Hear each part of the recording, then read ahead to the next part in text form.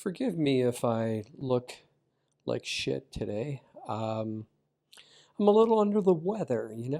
I got up this morning, felt a little lightheaded, and then started feeling a little wheezy in my stomach. And looking back now, this started yesterday, maybe even started before yesterday, but yesterday especially, excuse me. Yesterday, I noticed, my stomach was really bloated, unusually bloated, and it wasn't going down.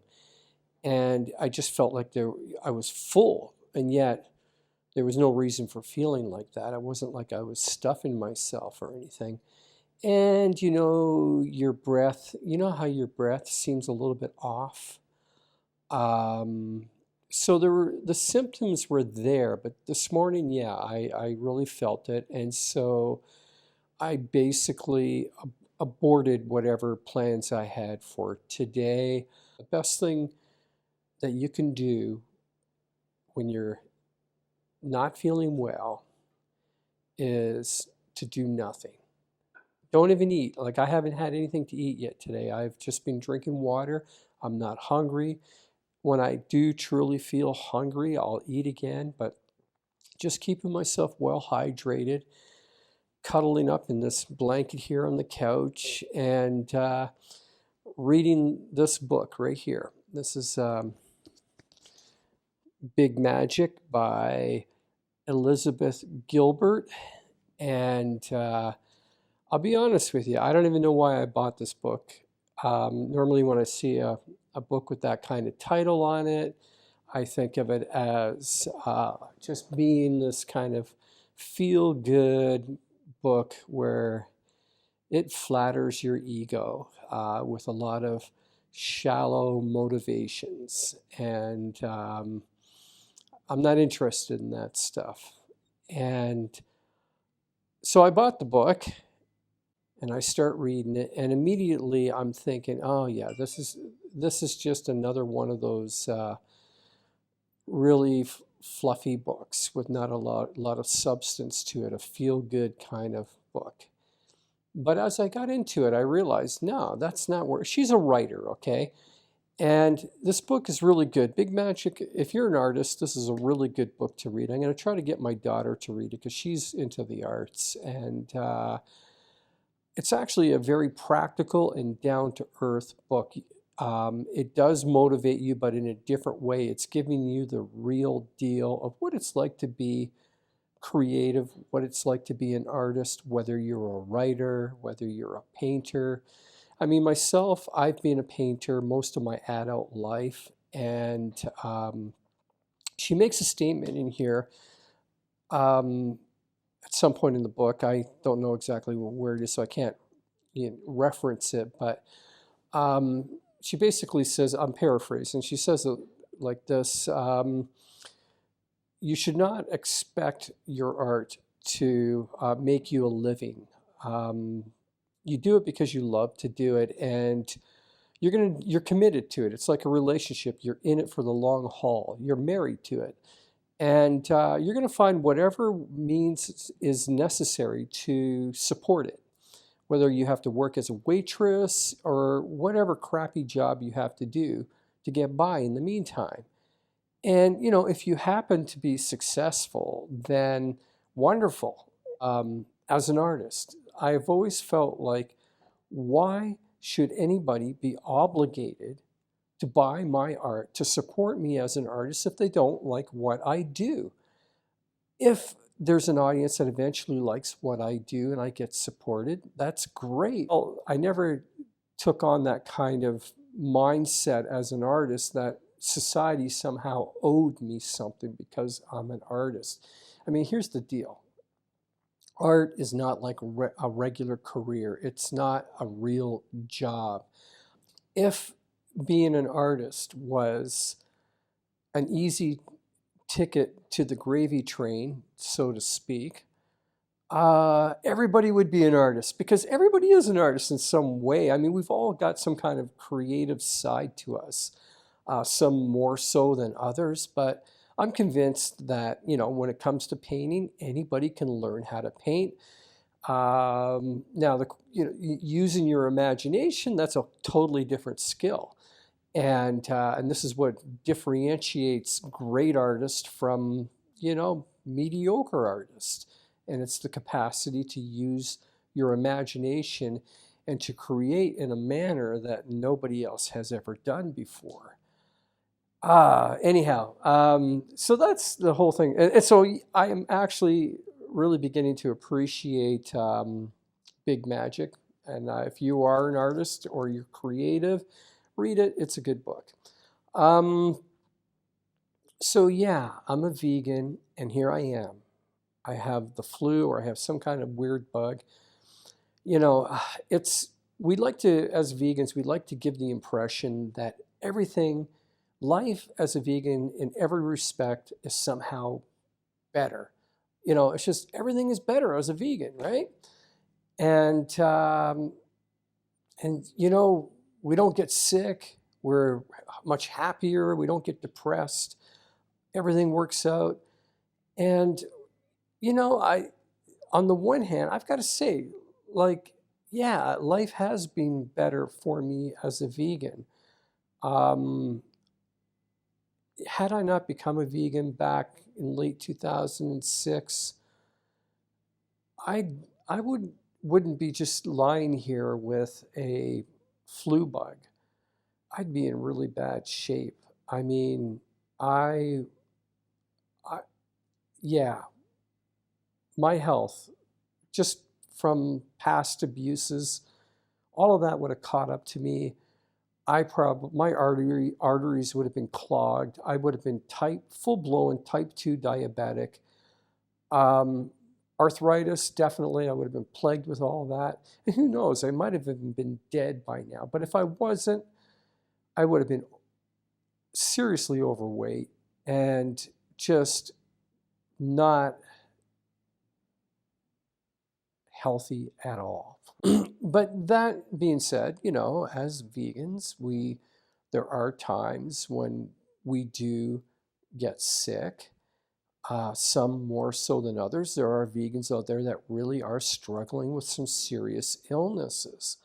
But I have to say, um, that even with this flu that I have right now, the fact that I'm just, I got the energy up to do this video is that I don't, if I do get a cold or I do get a flu bug or something like that, it is nothing compared to what it used to be before I was a vegan.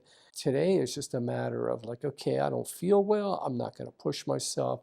Let's just relax and cozy up on the couch and read a book, and it's kind of fun, because I'm usually like, go, go, go. We got to do stuff. We got to do stuff. I'm addicted to doing things, and so to stop and to say, hey, you know what? I'm not going to do anything today. It's really quite a treat. It's almost sinful. So yeah, I don't get the flu shot. It's really pushed by the government here in Canada. Everybody should get the flu shot. They've convinced my kids to get the flu shot. I've never encouraged them to do it. My boy recently just did it. He's in competitive gymnastics. I think he just doesn't want to run the risk of catching anything, but I have never had the flu shot. Now, don't get me wrong, I'm not anti-vaccine, I'm not anti-Big Pharma. In fact, I have to thank Big Pharma for saving my life on more than one occasion. And one of the obvious ones is, when you get a bacterial infection that threatens your life, and it requires antibiotics to eliminate it. Nothing else is going to work. Um, and so, yeah, Big Pharma does create a lot of unnecessary drugs. They're most pharmaceutical companies are publicly traded. So profit is a priority. They have to satisfy shareholders. It's their legal obligation. And this may not be a good business model for pharmaceutical companies, but um, I don't, what's the alternative? To nationalize everything? Like, what kind of R&D are we going to get out of a nationalized pharmaceutical industry? I don't think, once you take that competitive element out of there, I don't know. I mean, no matter what area in life, just don't buy everything what the experts tell you. You go to your doctor, you got a problem, and he says you need to take a drug. You investigate further, like, do I really need to, or you have to do a certain kind of treatment. Do I have to do this treatment? Is there an alternative? It's up to you. You got to be responsible. Don't just be proactive in everything you do in life and take responsibility for your actions. I'm a firm believer in that. There are those out there who are just completely anti-pharmaceutical. There's a natural remedy for everything, and maybe there is, I don't know. But some of those natural remedies may not be practical for some people, and some of them, like, yeah, and I think that can be a big scam too.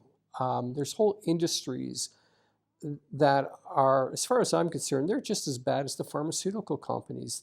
But they're coming at it from even a more deceptive platform, from that of holistic, of natural.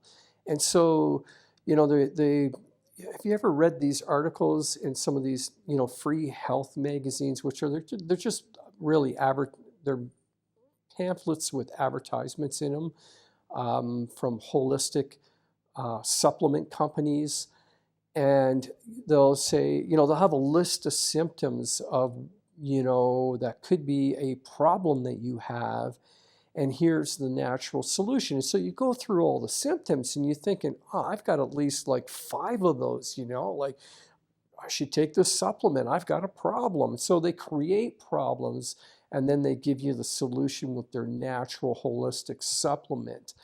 And then the next thing you know, like, you're just forking out hundreds of dollars, maybe even thousands of dollars for this so-called natural remedy of a problem that you may never have had to begin with, because you were convinced you had the symptoms to the problem. So, I mean, there's a scam everywhere. So buyer beware. Yeah, I think I'll bring this video to an end now. I've rambled on long enough. There's so many topics I could talk about, it just freely associating. Um, but to finish it off, I want to do a follow-up video on the one I did recently on, do vegans have more sex? And it was a fun video. It wasn't, don't take it too seriously. I'm not really being all that serious in it. But sex is a topic that we're all interested in to some degree, because it's a part of our lives, right? It's one of those taboo kind of topics, and there's a lot of different opinions about it. But I want to do a follow-up video on that, on do vegans have better sex? And that is because, just like it's promoted that vegans are healthier and happier and all that, it's also promoted in vegan propaganda that we have better sex. And I want to explore that a little bit further.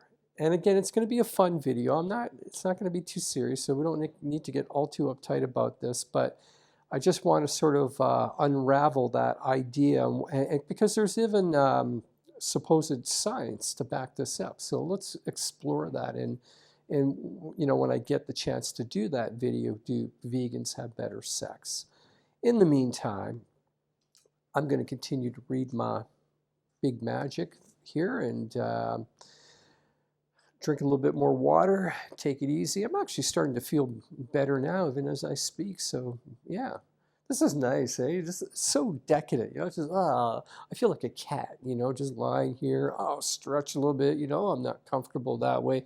I'll go this way. Cats, they've got to figure it out, Have a great day. And don't get sick. Don't get this flu bug. It's not nice. Not nice, no. Bye.